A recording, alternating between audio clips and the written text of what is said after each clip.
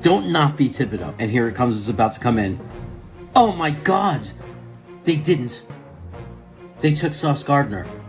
Oh my God, they don't want an edge. Maybe he likes Jermaine Johnson at 10. Then we're not going to get a wide receiver?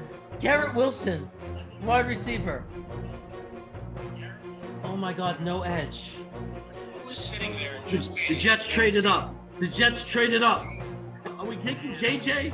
Are we taking JJ? Because I know Braden is in New Zealand saying, we should get Lily, Mike. He's definitely saying that. JJ! We got Johnson! We got Johnson at 26! We got Johnson at 26! This is great! Yes! They took Roger McCreary. They didn't take Dean. We traded up. We can get Jacoby Dean. We can get Jacoby Dean. It really is. They took Breece Hall. They took Breece Hall. Wow. I mean, look, I love Breece Hall. But there's also Jeremy Ruckert, who I think is the best tight end in the class personally. They took Jeremy Ruckert. They took Jeremy Ruckert. Yes! We got a Jeremy. We got a Jeremy. Oh, and the Jets pick, and it's Max Mitchell, offensive tackle. We needed that. That's wow. We took Michael Clemens. I never heard of him. A defensive edge.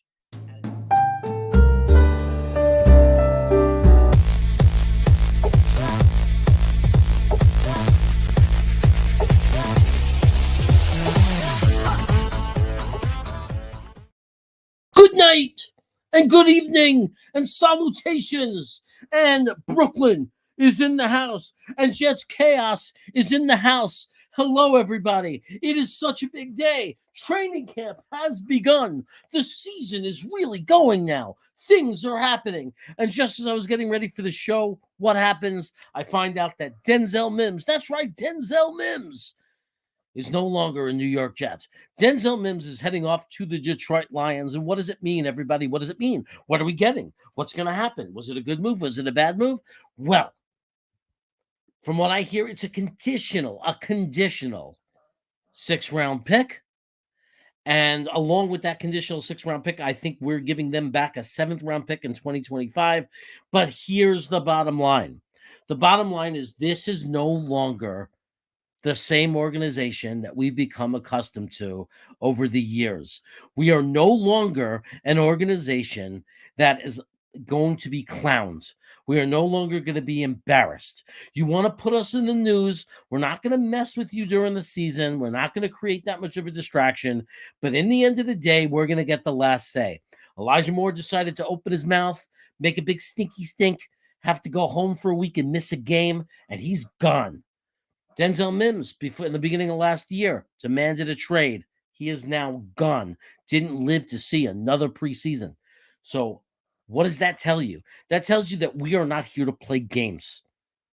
There's a certain type of player that you must be to be part of this organization now. We are no longer an organization that is going to tolerate that. As talented as you may be, Elijah Moore, Denzel Mims, Elijah Moore's talented. Denzel Mims is talented. We know this. Now, are they ever going to be able to put it together and have great careers? That's another story. But the bottom line is that we're not going to be intimidated by that. If you open up your mouth, if you're not the right fit for this team, you are gone. Goodbye. Hasta la vista. Nice knowing you. Because if you look at winning organizations, that's what organizations like that do. They do not tolerate people who are about themselves and not team players. And if for those of you who are mad, who don't like it when these players go and say, oh, but they're talented, they're really good. You want to be like New England. All these years we cried, look at how much they're winning and we're not winning. You want to be like Pittsburgh and say, look at how much they win and we're not winning. You want to be like Seattle and say, look how much they're winning and we're not winning. Look, you want to be like Baltimore and say, look how much they're winning and we're not winning. If you want to be one of those organizations, if you want to be an organization that sustainably could win games year after year and give you a chance every year of being competitive and to think about championship type games, playoff games, this is what you have to do. It is not only about talent. Football is a team sport. Football is about character. It's about having the right group of men. And finally, we look like an organization that understands that finally. No, gone are the days of Le'Veon Bell. Gone are the days of signing big names, meaty people that are all about themselves. That is no longer who the New York Jets are. This trade is just another step. It's another step forward in that understanding of who we are as an organization. We are an organization where everybody plays a role. Some people play a bigger role and some people play a smaller role. But to have a role, to be on our bus, to have a seat on our bus, whether that seat is in the front, the middle, or the back, whether it's an aisle or a window or a middle seat. If you want a seat on our bus, you are going to take the seat that we assign you to, and you will make the best out of that seat. Otherwise, you will go off the bus and you could go to another one. That's how serious this organization is about winning. And that's what this trade represents. That's what the Elijah Moore trade represents. It represents the dedication and the commitment of our management, all the way up to the general manager, down to the head coach, the assistant coaches, and to the players. This is probably the most professional organization that we have ever known as Jet fans when you look at it from the top down. And that doesn't include, and I'm talking about the 1969 Jets, because I am in no position to talk about the organization before 1982. I am talking about from 1982 to 2023. As a Jet fan in my lifetime, I have never seen this organization set up more professionally and acting more professionally than it is right now. For the first time in my life, I am not embarrassed of this organization. And now the rest of the league doesn't know that yet because they haven't seen it on the field. But guess what? They're going to see it. And everyone is going to know. Everyone's going to know. So let me say hello to some people in the chat, and then we'll get the show started. We got a special guest waiting to come in. Can't wait to introduce him. We got Knobcraft going on. What's going on, buddy, Knobcraft? I am really close to you right now, my friend Knob. Really close. We got to talk.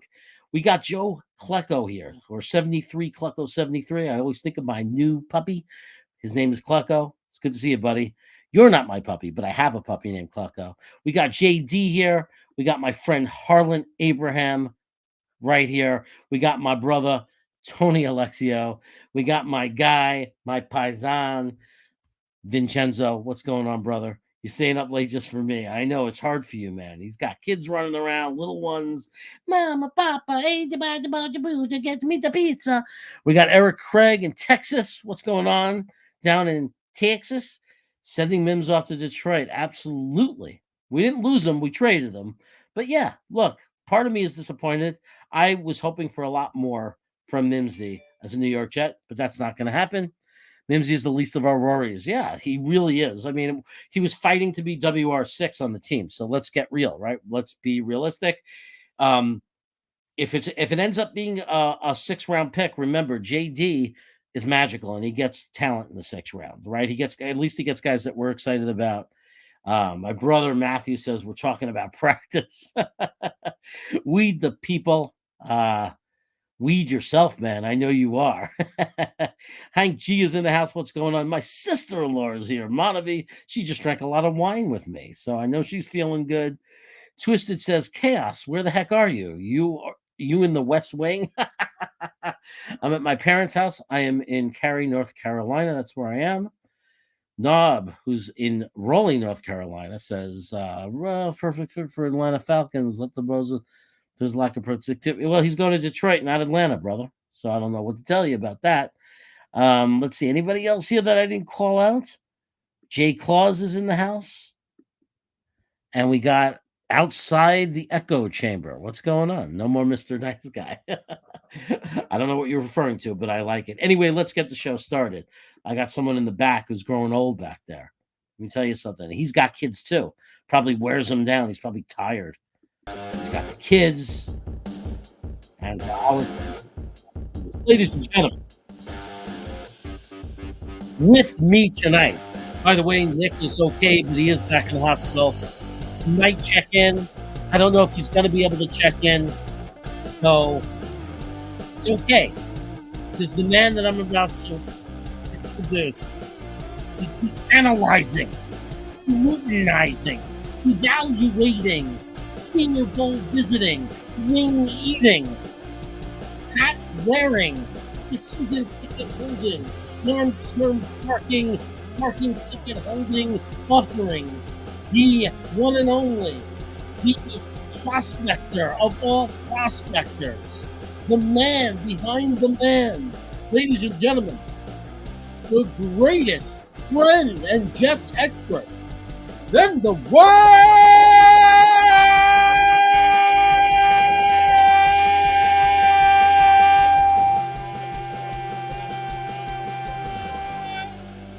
Tom C.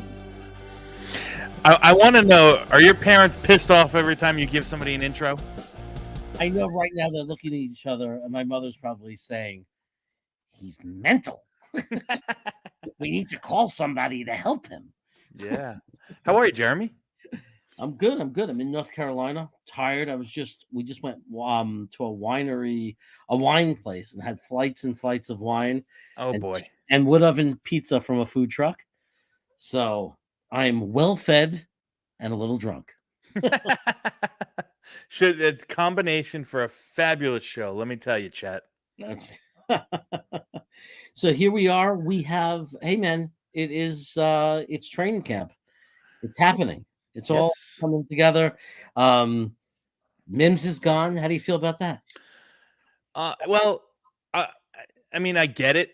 I mean, I'm not happy in the sense that, you know, it's just yet another second round wide receiver that hasn't worked out. I mean, I think we kind of have to take the stance that we should not draft any wide receivers in the second round anymore. I mean, going back in history, I mean, they just all haven't worked out. But, you know, listen, I'll say this about Mims. I was always on his side. I was always backing him.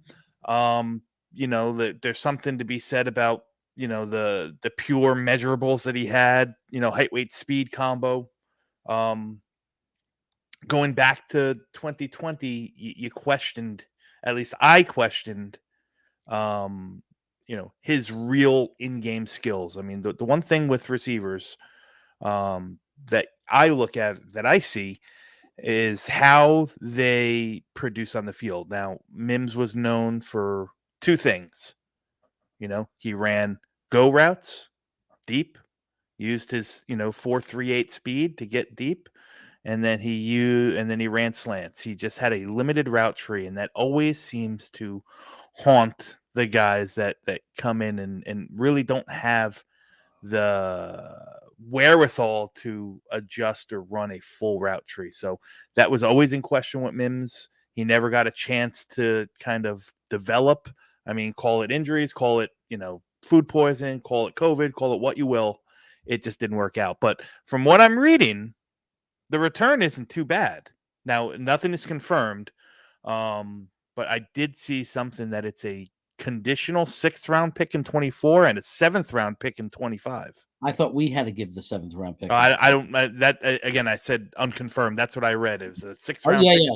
So I guess we'll find out the details. I'm not really sure, but I was under the impression that we're actually giving them a 7th round pick, but we're getting a conditional 6, which doesn't make sense, because if we don't get the conditional 6, does that mean we don't have to give them the 7th? You know what? Who knows? Who knows what, you know, the word conditional could mean a bevy of different things. So yeah. Now look, either way, it's not going to be, unless we draft the next Tom Brady in the 6th round of next year's draft. It probably might, or, you know, most likely not going to be the most needle moving thing in the world anyway. Mm-hmm. Although it is nice to have, though. We've seen Joe Douglas do good things with picks in all rounds, right? I mean, everyone's excited about this tight end Kuntz, you know, that's Kuntz. You know, everyone yells at me no matter how I say it. If I say Kuntz, they say no, it's Kuntz, and if I say Kuntz, they say no, it's Kuntz. Yeah. So I need to figure out the real way to say that, like, for sure, no, 100%. But I'm not doing it to be funny or anything like that. Now in the 6th round, we got some guys that I think, you know, they had the coaching staff at least seemed to be excited about in the draft. So you never know who we're gonna get for that pick. But I agree with you. It's probably not gonna be what a 2nd round pick is worth. And I think that our days of picking wide receivers in the second round should probably come to an end. Yeah, I agree with that. Listen, I wish Denzel Mims all the best. I hope he kills it, except if he plays the Jets, and then I hope he steps on a Lego. Yeah. So Well, so we have to go against. We're not playing Detroit, right? no, we played them last year. We don't play them for another 4 years. Yeah. So we got plenty of time for that. I was only worried about how that weird extra interconference 17th game, or cross conference game. And then we will play against Elijah Moore this year. Twice, right? Don't we play them? Do we play Cleveland in the Hall of Fame game? Oh yeah, I'm not. Well, I don't count that, but I think so. But Technically twice. twice. But with the game that we care about, it's only once, and as long as we win that game, we don't care. So Correct. the key thing is we don't lose that big game because of him. That would stink. That would not be fun. Just to give everybody an update on Nick, because I know that he shares the information. He wants people to know. He unfortunately did have to be admitted back in the hospital because they're afraid that his foot might have some more infection in it still. So they're making sure they're being safe. They're running all kinds of tests. They just want to make sure that the infection is totally gone. And if it's not, they, got to put them on the antibiotics and everything and make sure they get rid of it. So that's the situation with Nick. I don't know. He might be able to check in from his phone at some point. I sent him the link to do that. But if he doesn't come, that's why he didn't come. I wouldn't blame him. He's probably exhausted. I'd rather he stay, go to sleep and get some rest. So that's the situation with Nick. Wishing Shine the best. Nick Shine, proud Absolutely. New York Jets fan. And Twisted is right, man. He can't catch a break. Okay. Well, Hank G is saying that it's Kunz. It's a German name, and that's the proper German way to pronounce it. German is my mother tongue, so that's the hill I die on. Laughing. Okay, I got it. My nephew speaks 100% fluent in German. Like he could write essays in German. He's an expert in language, and he took a liking to German. He's lived in Germany for multiple summers. So I could ask him as well. But I believe you, Hank. And I will say Kuntz. It's more comfortable to say Kuntz anyway, to be honest. Much more comfortable. Yeah. Absolutely. I agree with that. I mean, but the last time I said it, then I had somebody criticizing me for saying it as Kuntz. So I can't win. That's my whole Jewish always me attitude. So yeah, camp started, man. And I mean, I know it was just pictures and photos and videos, and we got to see everyone walk in. My computer's. You know what, Tom? I got something exciting to tell everyone. Okay. But I can't just say it without playing the music. Okay. Ladies and gentlemen, we thought we might not see him tonight. This man has had many nicknames. Some of them not so flattering, some of them a little bit more flattering. Please welcome the pork roll, ham and cheese eating, wing eating, Parmesan cheese appreciating, 9-0 daring, the greatest co-host in the world,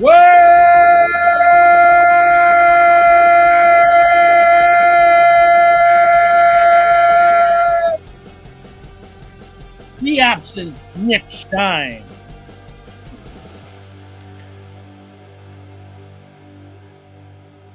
Can't hear you, buddy. You're muted, man. You got to tap your phone and figure out where the volume is.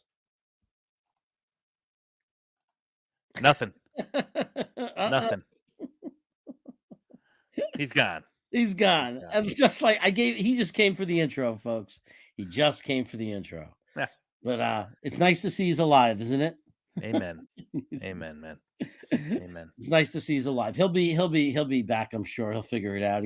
You know what he did? He put his headphones in, his iPods in, but didn't know that you have to change the setting when you do that. Okay, we're gonna bring him in and see if we can hear him now. You're faking it. You're faking it. I love that Dom knows right away. He's like, I knew right. he's being you both of you like he's being a dick. How you feeling, big guy? I got good news. They're gonna discharge me, and yes, man, I did. I wish the belly would go down. Thank you. They're going to But discharge you? I see the wise assness runs pretty strong in your family. Oh, yes. The wise assness runs very, very strong. I tell you what, man, you and your brothers, you guys have taken advantage of that extra chromosome you were all given. So, yeah, there was some blood work issues. Everything is good now. They did an X-ray again. There's nothing wrong. There's no infection in the joint. So they're getting ready to send me home. That's great news, brother. Great stuff, dude. Scary mental stuff, but it's better than the alternative, right? Amen. Yeah. Yeah. Amen. So You actually getting to go home tonight? yeah, they're getting the paperwork. They're getting the paperwork ready now. Wow. Usually they don't discharge people this late, Dom, but they want to get rid of Nick. Yeah, they're done looking at Nick's ugly mug. Man, friends like you guys, who needs Patriots fans? So big day, man. Big day. I was just saying, the beginning of training camp is always just like, it's that much more exciting. But they did nothing today. They took some pictures, they put on their uniforms, they had some press conferences. I definitely liked what I heard in the press conferences, and kudos to guys like DJ Reed and Quinnen Williams for just being, like the stand-up men that they are. I don't know if you guys had a chance to listen to either one of them at the podium, but if you haven't, make sure that you do. I mean, Quinnen Williams was just as as humble as they come, saying, "Hey, listen, like I'm still hungry. I still want to do more. I still want to be an All-Pro. I know I got another gear left." I mean, Christ, can you imagine this guy with another gear left? Jeez. And he talks about, they both talked about the team, Yeah. and that for me is so refreshing and invigorating. Like, there's something different with this group that we haven't had over the past. You know what I mean? Like they want to see each other. They push each other. They want to see each other succeed. I think they genuinely like each other. I mean, Quinnen Williams went on, he waxed poetic about Jermaine Johnson, saying how he came in bigger, stronger, faster, and he's destined to break out. And, and then we had DJ Reed, who just hyped up Quinnen Williams and, supported, Sauce. And they both talked about how they don't listen to all the noise outside. Everyone seemed to be happy to be in camp. They got both first and second round picks signed today. They obtained a 6th round pick for Denzel Mims. I mean, all is well, man. All is well. Yeah. So yeah. I think that it was a good day signing those 2 picks. I love what Q said about Jermaine Johnson, just the way he called that out. Mm-hmm. Was really exciting. I thought that Jermaine Johnson was fine his rookie year. And to hear him say that he's bigger and stronger and faster and worked hard the whole offseason, it makes me think, wow, when is Jermaine Johnson going to be providing this team on first and second downs when he gets into the game? I mean, but I was talking to somebody else, a non-Jets fan that I'm friendly with today, and Why? Well, because I'll talk football to whoever I'll talk football to whoever listens. And even he said, he's like, man, he's like, if it all stays healthy and all comes together, the Jets defensive line could be scary, and it got me really, really thinking. If you think about it, you have Lawson, another year removed from that Achilles. You have JFM, who doesn't seem to be, the game seems to be staying steady, if not even increasing, And if they're off the field, you have Jermaine Johnson. You have 1st round pick Will McDonald. You have Bryce Huff. You have the Quinnen Williams. You have the beast in Michael Clemens. Who knows what he's going to do, but whatever he does is fine with me. I'm getting out of his way. On top of guys like Al Woods, on top of guys like Quentin Jefferson, on top of guys like, it's just like piece after piece. If the rotation stays as a whole, as a real thing, that heavy defensive rotation that they talked about last year, we're going to be putting high caliber guys in there fresh time after time after time, man. It's dangerous, and with possibly, arguably three of the best, the top three best cornerback trio in the league. Forget it, man. Get at the quarterback and let them lock everyone down like glue. Who needs linebackers? I'm fine with it. I agree with everything you said. I love it. The DJ Reed, the leadership that we have. We talked about it last week. The reason I had no concerns with Hard Knocks is because in every positional room, we have fantastic leadership now. I don't have to worry about distractions. I don't worry about nonsense or bullshit anymore because we are not that team. Yep. Where we're not going to have Damian Robinson showing up after 9/11 with weapons in the back of his truck to the stadium. Like, we're not going to have quarterback eating a hot dog on the sideline. Like, all the stupid shit that we've dealt with Jets fans throughout the years, off the field, I think we're done with for now, man. Like, I hope it's forever. But at least with this regime, these players, this coaching staff, we have something on the field, on the sideline, and in the front office that the New York Jets fans have not had in my lifetime. Respect. Other teams respect us. They're going to fear us. They're going to know that this team is operating. This whole organization is operating the right way. Aside from the intern getting the shot of the throwback uniform photo shoot today, everything in that building has been zipped up airtight.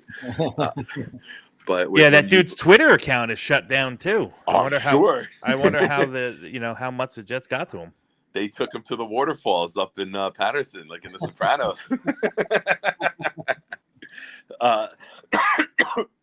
Excuse me. So when you're looking at this team off the field, in the locker room, everything's lining up. They just got to put it together on the field. And I think we have the talent to do that everywhere. Like you said, you mentioned the defense. The offense should be right on par. You got an elite, all-time great quarterback who I think still has some prime left. I think last year was injury issues. I think it was losing Devontae Adams, having two rookies brought in to be the main wide receivers. Dobbs had some little bang-ups here and there. But once Watson developed into an NFL wide receiver, I think he had 9 touchdowns in like 6 weeks. Like, he's still developing. Developing. But he went from couldn't contribute to, okay, there's something here now, and it's not Rodgers. It's these guys just had to develop. So, you're coming in with some good veterans. You got Cobb, you got Davis, you got Wilson, who I think is going to the stratosphere. You got good veteran tight ends in CJ and Conklin. You got young tight ends coming up. We got a bunch of different running backs that complement one another.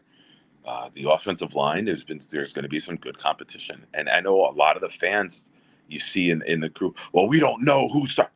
We don't need to know who's starting. Let the competition play it out. Let the veteran coaching staff figure it out. We have a top offensive line coach now too, something we haven't had since Callahan.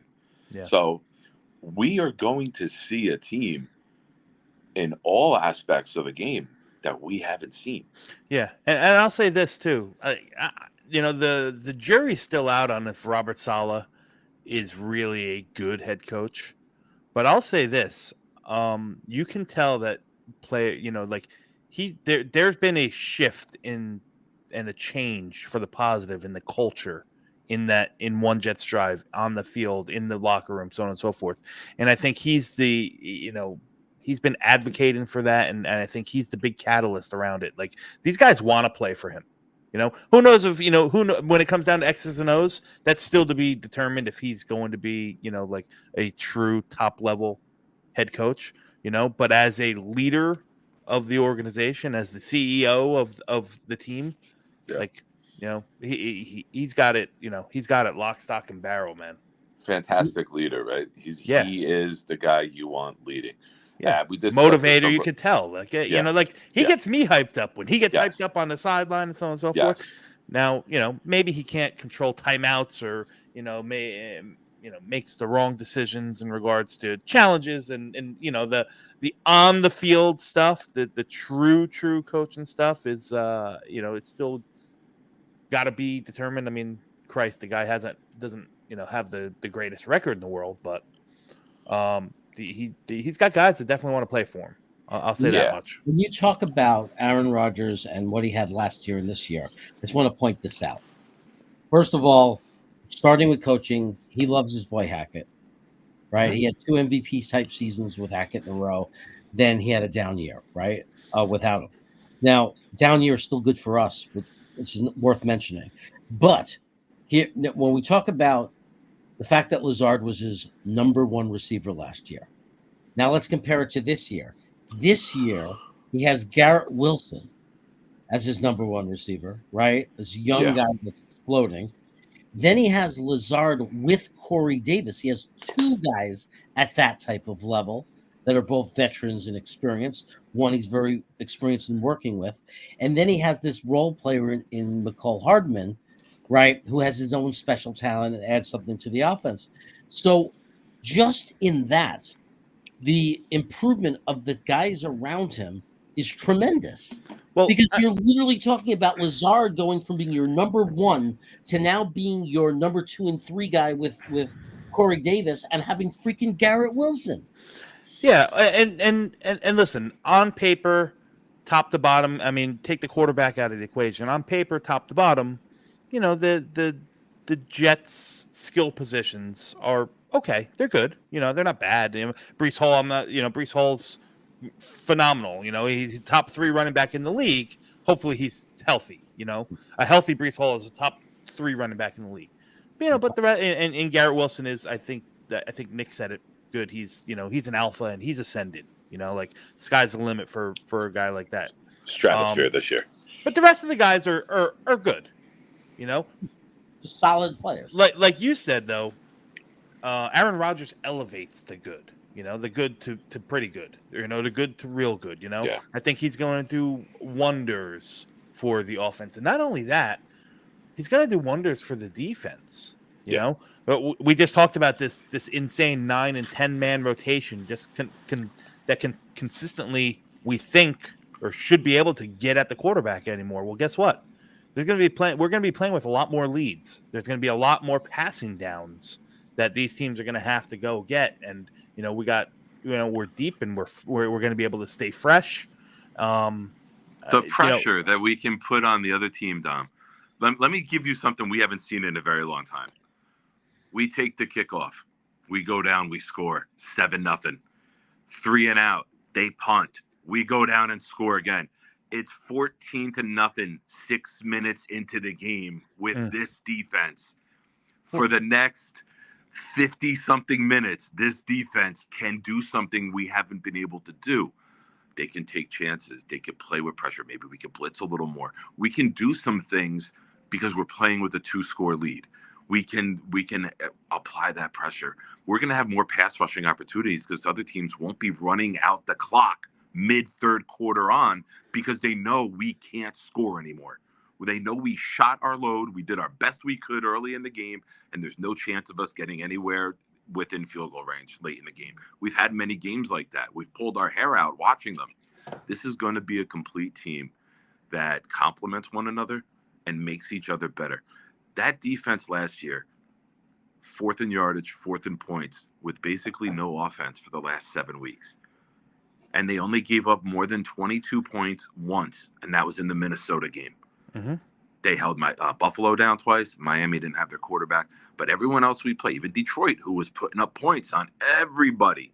I think Detroit had 22 or something like that. Only Minnesota scored more than 22 against us. That's really impressive. Mm-hmm. Now add in an offense that's going to have ball control, 3rd down conversions, 13-play drives, strikes quick, right? Like, we're going to be able to do things we haven't seen outside of Madden video games in a very long time. It's going to be fun, man. It's good. I think Quinnen goes up 25%. He had 12 sacks last year. I think he goes up to 16. Somebody told me in a Facebook Jet group that I was crazy. And I said, you got to understand, he's not going to be playing the run the last quarter and a half. We're going to have a lead. Teams are going to have to go hurry up. It's going to be no-brainer pass rush situations. We haven't seen that. I just like the fact that, like opposing offenses are going to really have to pick and choose who you're going to pay attention to on that defense. You might want to double team Q. Okay. But guess what? That means the likes of Lawson, McDonald, and Huff are going to be one-on-one on the edge. And the get off that McDonald and Huff both have, I'll take them one-on-one against just about anybody in the league. All right. So you want to, you want to chip, you want to keep a running back in and kind of help out those speed rushers on the outside. Well, guess what? You get, that gives up, Quentin Jefferson and Quinnen Williams and Michael Clemens to attack from the inside, where there's not many teams that we're going to face that are that strong between the guard and the center positions outside of maybe Kansas City. I mean, tip your cap. Kansas City's built themselves a really, really good offensive line. Well, Philadelphia too, right? Philadelphia as well. Absolutely. Yeah, sure. Listen, I mean, those are the top two interiors. If Quinnen's going to go for Defensive Player of the Year, national television for the Bills game, the Kansas City game, he's gonna have to deal with double teams. He's going to have to deal with elite offensive linemen, and he's going to have to deliver. You want your name out there. You want to top Chris Jones. You want to top Aaron Donald. Go do it, man. You're going to be on prime time a lot. Go show the country how freaking dominant you are and we are. You go win those games. You put up 2.5 sacks against a Hurts or a Mahomes or a Josh Allen. The whole country's eyebrows are going to go up and say, holy shit, this team is for real. Yeah. This player is elite. Yeah. I mean, everything just seems to kind of be falling into place. And I'll knock on some wood now because I'd be remiss to say that I don't, I'm just the Jet fan in me is waiting for the other shoe to drop. You know what I mean? Well, Tom, I've said for years I would cut off a big toe for the Jets to win a Super Bowl. I've done my part. I have taken care of what I need to take. Jeremy said he would get a wig. We get him a toupee. I chop the toe. He wears the toupee. We get him like an 80s rockers type of like mullet perm wig, and then he rocks that. We're good. I love it. I love it, guys. Look, man, it's this is crazy times, man. This is crazy times. It was so funny because like Rich Cimini literally 20 minutes before they announced that they signed McDonald and Tippmann, literally put out this like freaking annoying tweet about how they didn't sign them yet and camp is starting and and everybody's like bitching, why does JD always do the same people coming back? They haven't learned yet. And literally while they were bitching about it, both signings were announced. It was great. Yeah. And listen, I know that Nick and I stand on different sides of the fence when it comes to Rich Cimini. But he is probably he's which is fine. But he's probably one of my least favorite reporters in the whole world. I mean, he's right up there with Colin Cowherd, in my opinion, and Stephen A. Smith as just like asinine guys. You know what it is? And this is my opinion, and no disrespect. I mean, Cimini's been doing this a long time, so I tip my cap to him, and I'd pay respect if I could. But like, the negativity is just so what we used to be, like the guy can find something wrong with a rainbow and a sun shower. You know what I mean? If it's not negative, it's not coming out of Cimini's mouth. So I know that there's a whole like ban the beat, movement going on. And for the most part, I don't know if I necessarily agree because, I like the guys that are objective, Connor Hughes and the guy, what's his name from The Athletic? Rosenblatt, Antoine Staley, Doozable. They'll praise when praise is needed, and then they'll be blunt when it's time to be blunt. But I don't get that from Cimini ever. It's So hard for me to put Cimini on that level because, and I'm not saying, look, he's had me pissed off at times. So I'm not saying that there's times where he really gets under my skin, but it's hard to put him at like the Colin Cowherd or the Stephen A level because those guys literally dump on the Jets because of the Jets. Like they're really ignorant and stupid. Like they don't pay attention to any of the picks we're making, the roster we're building. Like right now, the dumbest thing a fan could say or an analyst could say is, well, the Jets are going to stink because of the Jets. That's really stupid. Yeah. That's really just ignorant and misinformed. Now, Cimini is not like that. He understands that things have changed. He knows that we have a good roster. His problem is the only way he knows how to get clicks, like his clickbait kind of thing, is a negative thing. Yeah. He doesn't know how to get clicks on the positive. When he talks Jets in the lounge on Twitter, he's actually okay. Like he sounds just like a critical Jets fan that gets frustrated, and wants them to win. He's not like those other guys that say stupid things like the Jets can't win because of the Jets. So I'm not going to put him at that level, but he does get under my skin for clicks. Yeah. All right. Sorry, the doctor came in just to confirm that they're sending me out, making sure I'm okay with everything. Here's my thing with Cimini, and I'm not an apologist or a truther. I'm just here's my take on him. I think he tells it how it is. When we're bad, he's going to give you the bad.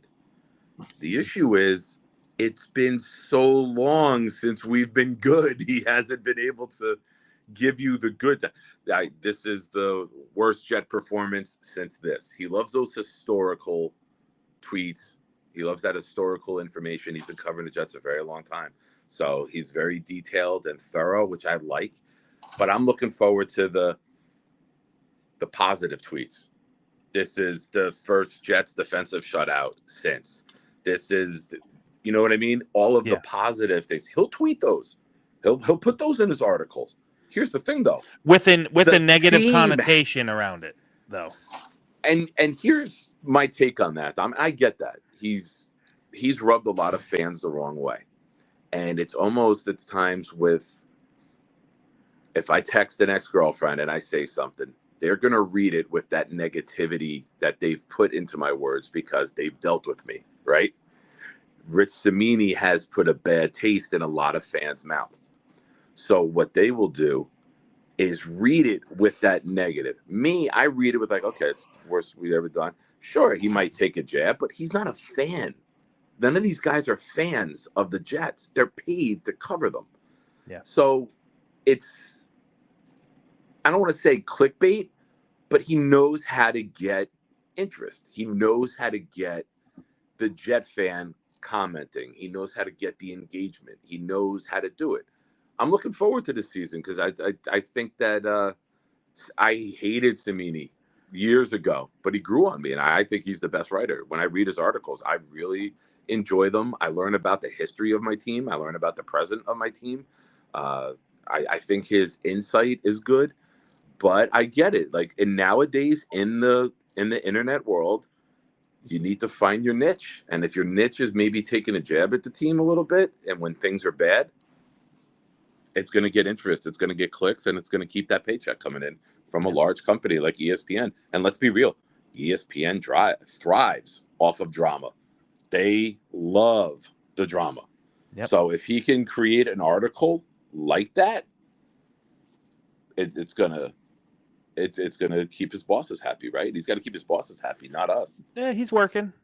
That's fine. I choose, like I said, I struggle with what he does and the way he does it. So I choose, as a tax-paying American, I choose not to read or listen or follow. Yeah. You have that option. That's how I feel with the New York Post. I was like that with the Stalker, Manish. Ian O'Connor has never really piqued my interest as a writer. I'm not pro or con with him. It's just not my cup of tea, his writing. So there are some good guys. Like I really enjoy Connor. I enjoy the transition he's made to television. I thought from going from a writer to television, I think it's working out pretty well. I think he did well. Big fan of him, and it's going to be fun to see the angles that these guys take, because you have an all-time legend. I'm sorry, guys, I'm holding the wire up because I don't want the speaker hitting the beard and getting staticky and muffled with the audio. All good.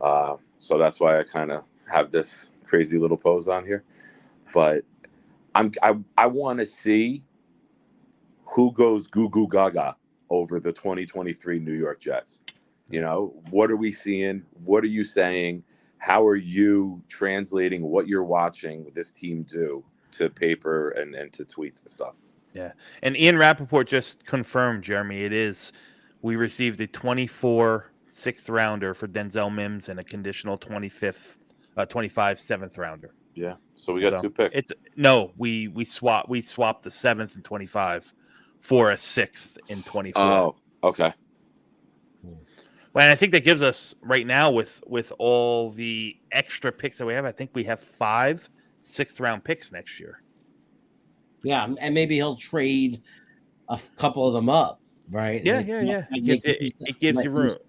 It gives you that possibilities to go up. If you want to go up, move a couple of them and go up, or if you want to move a couple of them into 25, you can also do that. So yeah, camp is here, man. Camp is here. Excited. I'll be at training camp on the 27th. That's cool. Yeah. It's cool. Go to the camp, see what's going on there. I think that Nick might officially be the first Jets YouTube content provider to broadcast from the hospital. You're muted. You're muted. I'm muted because I was getting some stuff. I'm sorry.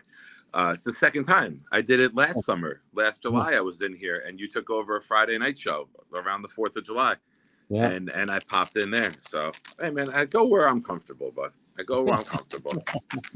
There's no more bars or bar parking lots. It's hospital beds, man. Are you seeing any of the same nurses? Do they see you and roll their eyes and go, "Oh my God, again"? Yeah, I had a very flamboyant nurse one night who I had a great rapport with. We were joking back and forth, and he said something to me, and I called him in a playful way, nothing disrespectful. You got to stop being a sissy, Mary, about this. Tough it up. And then I saw him as I was getting rolled through, and I looked at him. I go, "Yo!" He goes, "Oh my God, you're back!" I'm like, "I'm sorry." I'm like, "I wanted to see you again, my friend." But yeah, there's regulars. I'm a regular now, so I'm like Norm from Cheers rolling into the ER now, man. You go into the ER. When I came into the ER the other day, and I'm like, "Oh my God, you changed and redecorated all the chairs in the lobby here." Like, you're spending too much time in the ER when you know that they changed the layout and got new chairs in the last 3 weeks. Oh my God, I'm gonna create a theme song for you. You know, making your way in the hospital today takes everything you got. Getting an infection in your toe sure does hurt a lot. But wouldn't you like to get away? No, you got to go with, they took your toe away. Sometimes you got to hop on the crutches every day. Boom, boom, boom, boom. And the stairs you will fall. Oh my God. So, okay, so look, camp has started. The cameras for Hard Knocks are probably there. They're rolling. They had to be, right? I haven't heard much about it. Q had a good answer. He said, "Look, we're not going to be affected by it. We have one mission on this team." So I heard him talk in the presser. He mentioned it and said, "Look, we don't care. We're here to win. They could have the cameras all they want."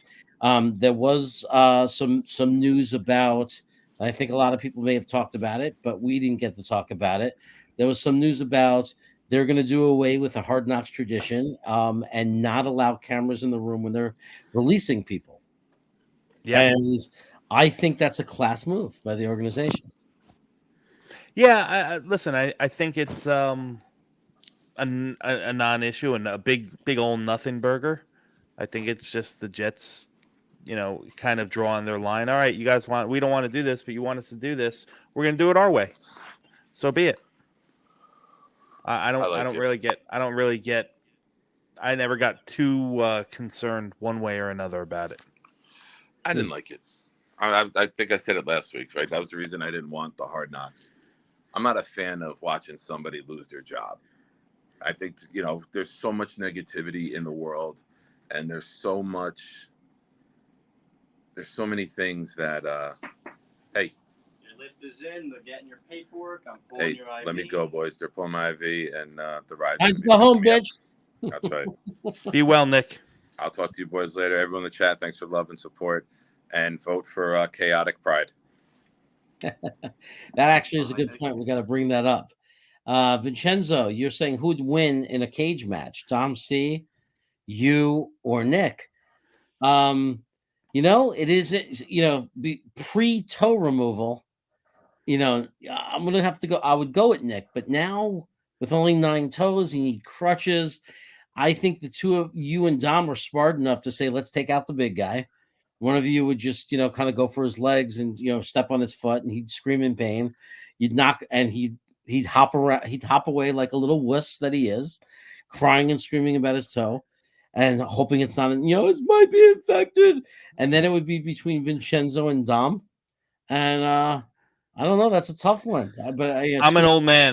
Vincenzo looks kind of young, so I'm an old man. So he's like 37, but I don't know. You might have experience, like a poke in the eye or a little bit, but I don't know, man. It's hard to pick when 2 Italian guys fight. It's hard to pick. It's hard to pick. But yeah. So there's that. So here's the thing. This is what Nick was alluding to. We need a name for the show. Now, Nick came up with this idea to call it Chaotic Pride. I liked Pride and Chaos because it's kind of like, the movie Pride and Prejudice. Like there's something that feels right about the name Pride and Chaos. Mm-hmm. Dom, you texted me and you said you absolutely preferred Pride and Chaos. I do. Why do you prefer it? I think it just sounds better. It sounds like, I don't know. It's. I think it just flows better. Pride and Chaos. Okay. I also have a problem with the fact that chaotic is not chaos, right? And I built this branding of chaos, and then all of a sudden it's like Chaotic Pride. It makes it sound like a Dungeons and Dragons character. Oh, I'm chaotic evil. It's like, yeah, it might be the meaning of chaotic. My brother would laugh at me right now and say, but it is. That's what it means. But I kind of like, because chaotic is like you're not lawfully good or lawfully evil. You're unpredictable. You know what I mean? But I kind of like the word chaos. So what I'm going to do is I'm going to, Mess is saying he likes hungry chaos. So what I'm going to do is I'm going to go on my phone right now because I think that's what I have to do. And I'm going to create a poll if I can figure it out in YouTube. And we're going to vote on, you guys are going to vote on what you prefer for the name of the channel. And you, Dom, if you have an account, you can vote too. Let's see. Here we go. I got to lower the volume. Okay. Let me see how to do this. Oh, nope. Nope. Let me see if I can figure it out. How to make a poll.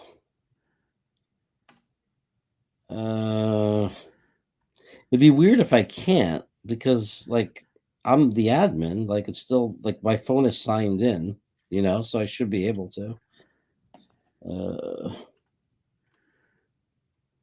I would stink if I couldn't.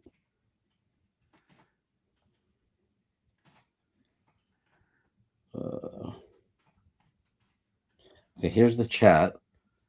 Top Shot fan funding. Oh, this stinks. It's not letting me make a poll.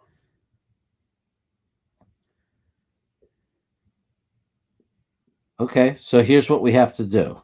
We're going to have to do it the old-fashioned way, I guess. We're going to have to just, count votes. Okay, guys. So If you like chaotic pride, type CP. If you like pride and chaos, type PAC. So PAC, pride and chaos, or chaotic pride, CP. Which one do you like? I'm taking the votes now. You gotta wait for them to come in.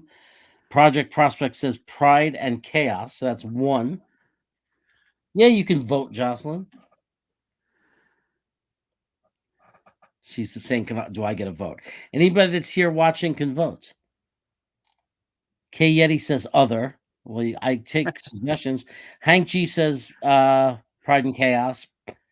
So that's 2. JD says Pride and Chaos. That's 3. So far it's 3-0. 3-0 and 1 other. So 3-0 and 1 for Pride and Chaos. We have any more coming in? Chaotic Pride sounds like it needs a rainbow after it. Okay. I know one person who would definitely hate that if we did that. Weed and the People 4. That's 4 for Pride and Chaos. 4 for Pride and Chaos. Oh, Malcolm says Pride and Chaos. That's 5. Chaotic Eating. So that's 5-0 and 1-1. Pride and Chaos from Vincenzo. That's 6. I think it's a runaway. Pride and Chaos, baby. I think it's Pride and Chaos. I think that Nick is just going to have to deal with it. So the Wednesday show is going to be what I initially said it should be. Pride and Chaos. I mean, I'm putting him first. Right? I'm putting him first. He's the pride. I'm the chaos. And K Yeti says that Pride and Chaos is the better of the two. And my wife says that Prayas and Chide. Prayas and Chide. She's clever. She's clever. So it's like 7-0 and 1-1, you know. So I'm gonna and Twisted votes other, so that's 2 others. Always being difficult, Twisted. And later he's going to say, no, I was just busting your chops. So look, it's going to be Pride and Chaos for right now. That's the new name of the show. We were once Wacky Wednesday, and now we're going to be Pride and Chaos. How do you feel, Dom? I'm happy for you. I think it's the right decision. Look at this chaotic hump day. I like chaotic snacker. Or, you know, Pride and Hungry is good. Pride and Hungry. Hungry and proud. Proud and Hungry. Jaron the Bear. Beauty and the Beast.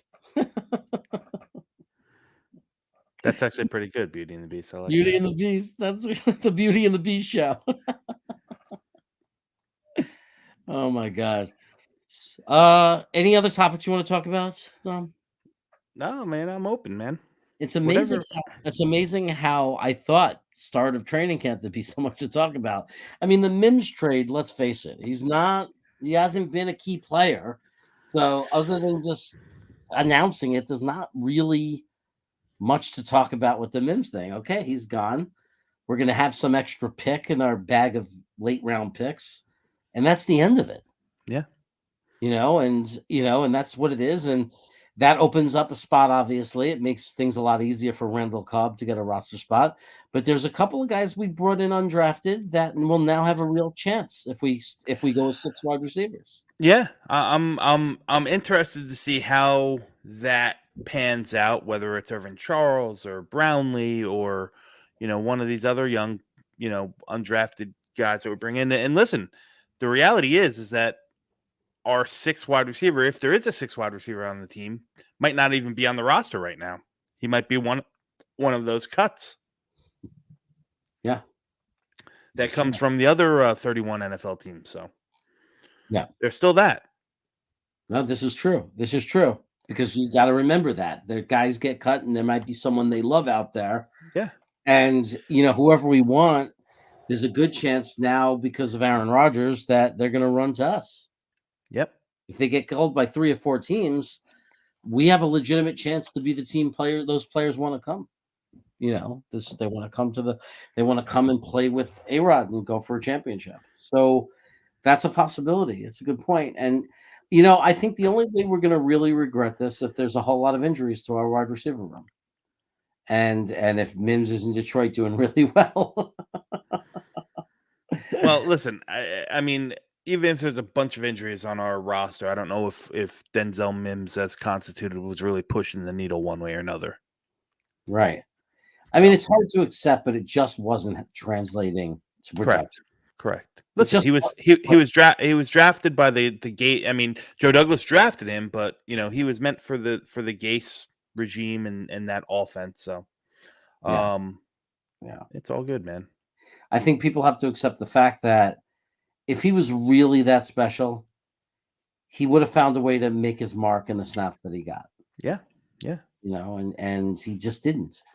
And I know we all wanted him to be good so bad, so it sucks, but it just is what it is. So anyway, I'm really excited about Hardman. Like, I know Garrett Wilson's going to be great. I know what we're getting with Lazard and Corey Davis. I'm really excited. I think that Mecole Hardman could really break out.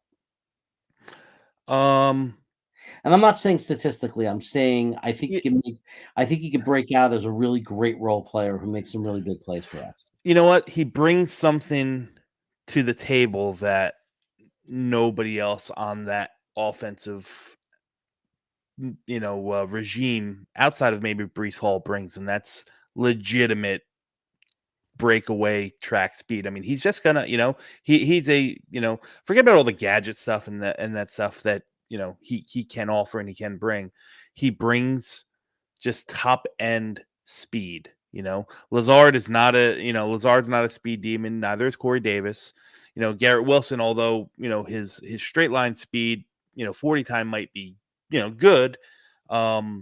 He's more shifty and adept as a route runner. That's where he really gains the separation.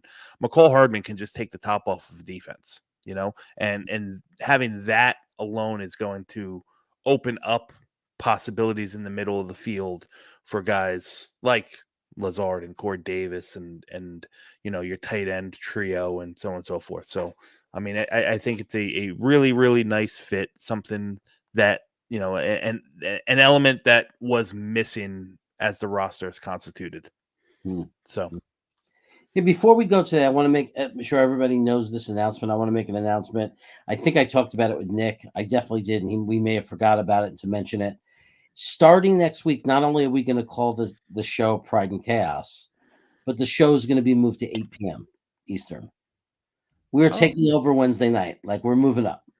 We're David Letterman after a bunch of years. We're moving up to prime time.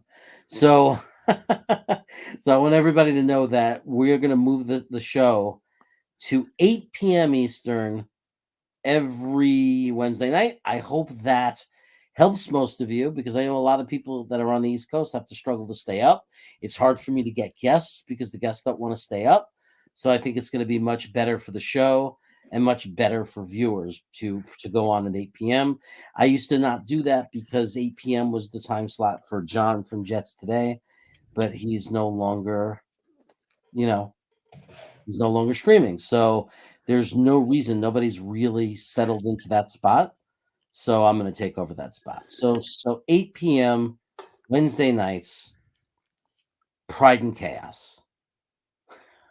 Very cool, dude. Very cool, man. Yeah, I hope everybody tunes in. I'm excited about that. For me in California, it just means that on Wednesday I got to be ready by 5. But it's good for my wife because then I'm done by 7 and we can cook dinner. Yeah. Whereas going on at 7:00 was a pain in the ass. If we didn't have dinner ready and eaten by 7, then I was 9:00. You're going to start cooking dinner. It was like a big problem. Yeah. I had to eat on air. It was a whole big thing. So I mean, Jets Mess is going to be devastated because he loves to watch me eat dinner. But let me bring in Nick. And Nick, did you hear that announcement? Are you okay with us going on at 8 p.m. Eastern from now on? According to our phone conversation, wasn't that my idea? Yeah. Yes, I vote yes on my idea. No, it's better off, I think. As Yeah. long as it works with you, with the meals and everything. We know how hangry you can get. You can just disappear for 35 minutes and go eat a meal in the middle of the show. So yeah, I think it works better. We get on earlier. Yeah, it'll be fun. We're gonna have some new things. We're gonna have some segments we're coming out with. We're gonna get a little production going with the show. We're gonna add to it what we have already. And I don't know. The hospital's like on lockdown or something right now. I'm walking out through the lobby on my crutches, and the power goes out in a hospital, complete black for like 10 seconds. Me being me, I'm in the lobby, like standing on my crutches, and I yell, "Ow! I fell!" That's awesome. That's awesome. So yeah, like nobody can get through like some of the doors right now, and it's nuts. It's my luck, man. It's like lightning strikes wherever I go. That's crazy. But yeah, we'll have some good things coming out. We'll have some fun segments. We always got good guests and good people to join us. We couldn't get one tonight, so we asked Dom to fill in. And That's messed up. No, Dom knows how much I love him. If you guys in the chat don't know already, Dom's one of my good friends also. So I always love talking. Every time Dom talks football, I learn something from him. So there's not many people I say that about in the podcast world, but Dom definitely is a fantastic student and teacher of the game. I appreciate that. No problem. So. I've told you that off air too. I've made it official by putting it on air, right? It's all good, man.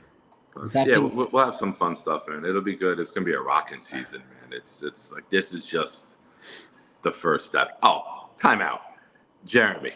Yeah, we have to do some sort of promotion. You dropped. We have to do some sort of promotion, some sort of super chat night, where if we hit a certain dollar amount, we will both wear the outfit that Michael Clemens wore today showing up, and we'll get a bat and we'll barbed wire it, and we will do the show dressed as Michael Clemens one day. All right. Oh my God, that's going to be embarrassing, but okay. Yeah, well, it's going to be $25,000, so it's it's not going to be like $20 that we do this. We get $4 million. I will show my foot. No. You have to be realistic too. You have to be realistic too. Yeah. That's what I learned. You have to find that balance where the audience believes that it's possible. Otherwise, they're not going to bother. Yeah. But yeah, I'm down for that. I want to walk around with a baseball bat like I'm Michael Clemens. Anyway, before we go, Don C. Yes, sir. Tell them what you got going on, man. The cameras are all on you. It's all you now, buddy. You know what? We're getting into the season. I got a bunch of things in the hopper. I have the Prospect podcast, which is still going. I have some good guests coming on scheduled for the next couple weeks as we film. For those who aren't afraid of getting into the prospect realm, we're going to be talking about some guys in the 24 Classic could be good fits for the Jets next week. I'll be talking with the guys from Jets Nation, Glenn Naughton and Dylan Terraman, on some wide receivers. I'll also be doing a weekly spot with Buffalo Jets fan on his channel. Date and time to be determined. On top of that, just my my normal stuff, kind of riding along and doing some writing, doing some videos, and doing some breakdowns for players, current Jets and whatnot for Green Beans. I have a video that's ready to come out, probably be out this weekend, where I did a breakdown of and all pretty much a good film breakdown on Jamien Sherwood and how his skill set will really fit in the Jets. I went back into his film from 2019 and 2020 in college when he was at Auburn and broke some stuff down. So that's all good. On top of that, I'll be I'm still writing. I'm still doing scouting reports for Defiant Takes Football and helping them putting together their draft guide. So I'm busy, man. I'm busy. Good stuff. Oh. Yeah. All right. How about you, Nick? Anything you want to say before we go? You can find me on crutches, not wearing sandals. That's the main things I have going on right now. Just trying to get through every day. You'll see me here every Wednesday. I'm hoping to maybe do some stuff on Friday nights. You know, maybe once the preseason games start, get back on the Friday night show with I'm Proud New York Jets fans. Please follow me there. And, you know, we get a good cast of characters, you know, some of the usual guys that you see here and then some others. But yeah, it's going to be a fun season. Let's get as much content as we can just for us as fans and friends that we can all look back on one day and kind of say like, man, we really did a great job documenting this season, you know, where I think this is going to be super. I'm not being corny. I'm not being over top. I think if everything goes right, I think this team has the potential to really hold the trophy. I do. So we're going to enjoy it. Let's live it up. Let's give all the content to the fans. The fans are going to be thirsty. Let's do as much as we can, boys.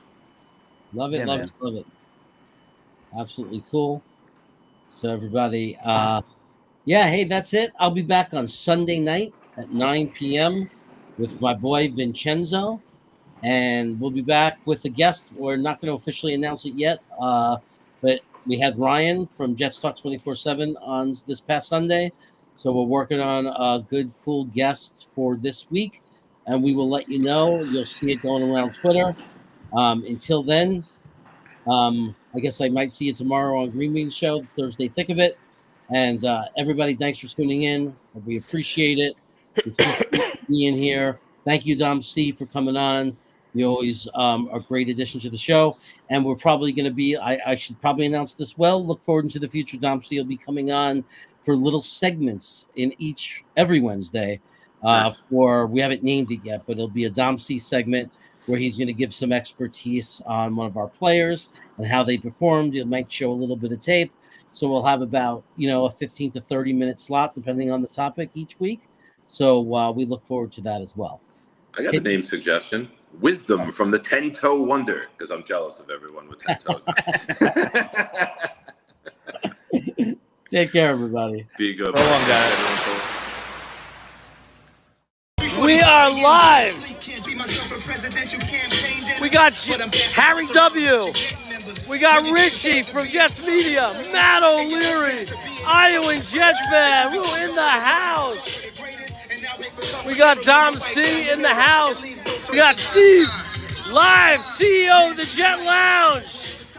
So I knew I'd get rich on my channel. See what's going on. Yeah, there we go. Woo. Jets by 1 million today. Yeah.